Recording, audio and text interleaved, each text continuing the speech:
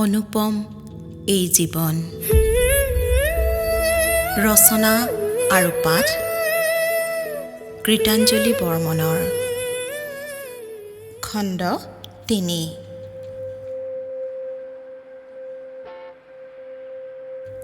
শুকুৰবাৰে স্কুলৰ পৰা আহিয়ে মুমুৱে সুধিলে মা আজি জীয়ামাহী আহিবতো আহিম বুলি তো কৈছিল তুমি ফোন কৰা নাই কৰা নহা যেন দেখিলে কৰিম বাৰু তুমি ভাত খাই উঠি সোনকালে স্কুলৰ কামবোৰ শেষ কৰি ল'বা নহ'লে জীয়ামাহীৰ লগত খেলিবই নাপাবা ঠিক আছে মা মই হাত ভৰি ধুই আহোঁ তুমি সোনকালে ভাত দিয়া মই সকলো ঠিক কৰিয়ে থৈছোঁ মুমুৱে আজি আন দিনাতকৈ সোনকালে ভাত খাই শেষ কৰিলে তাৰ পাছতে পঢ়াত বহিলগৈ তাইও পাকঘৰৰ কামবোৰ কিছু আগুৱাই থ'লে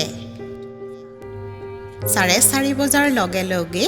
মুমুৱে পঢ়া সামৰি বাৰাণ্ডালৈ ওলাই গেটৰ মুখলৈ চাই থাকিল মা তুমি জীয়ামাহীলৈ ফোন এটা কৰা না ইমান দেৰি হ'ল মাহী ইমান সময় আহি পাব লাগিছিল মুমুৰ ফালে চাই তাই মুখ টিপি হাঁহিলে ক'লে আহিব ৰ'বা ৰাস্তাত জাম হ'ব পাৰে অফিচতো কেতিয়াবা দেৰি হয় নহয় গেট খোলাৰ শব্দ শুনি মুমু দৌৰ মাৰি ওলাই গ'ল পিছে তাই নিৰাশ হ'ল সেয়া অনিমাহে আছিল তুমিহে অনিমা তাইৰ ঘৰতে থাকে অনিমাৰ ওপৰত সকলো এৰি থৈ তাই নিশ্চিন্ত মনে কাম কৰিবলৈ ওলাই যাব পাৰে মুমুৰো সকলো দায়িত্ব অনিমাই ভালদৰেই সামৰি ল'ব পাৰে অনিমা অহাত তাই স্বস্তিৰ নিশ্বাস পেলালে এইকেইদিন কলৈকো ওলাই যাব পৰা নাই তাই মুমুক অকলশৰে এৰিবলৈ ভয় লাগে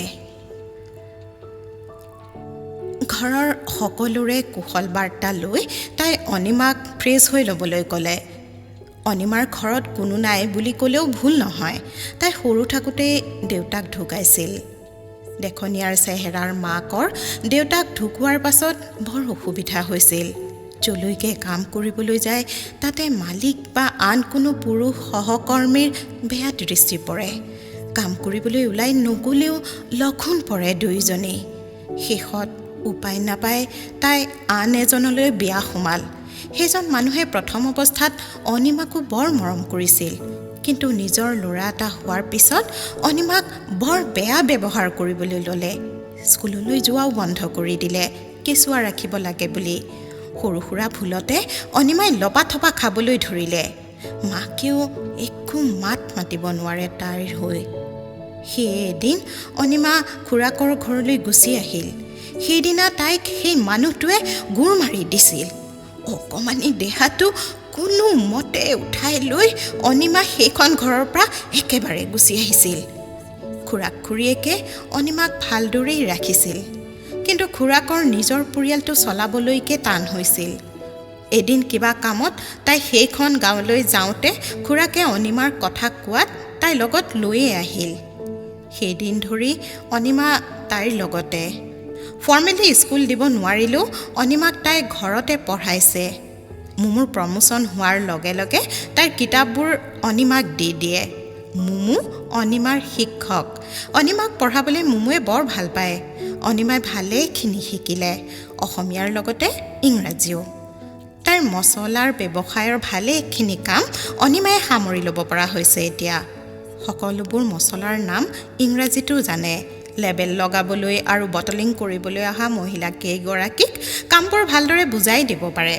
সঠিক জোখ মাপ জানে বটলিঙৰ পাছত সেইবোৰ ভাগে ভাগে সুন্দৰকৈ সজাই থ'বলৈ জানে অৰ্ডাৰ অনুসৰি বস্তুবোৰ ডেলিভাৰী দিবও পাৰে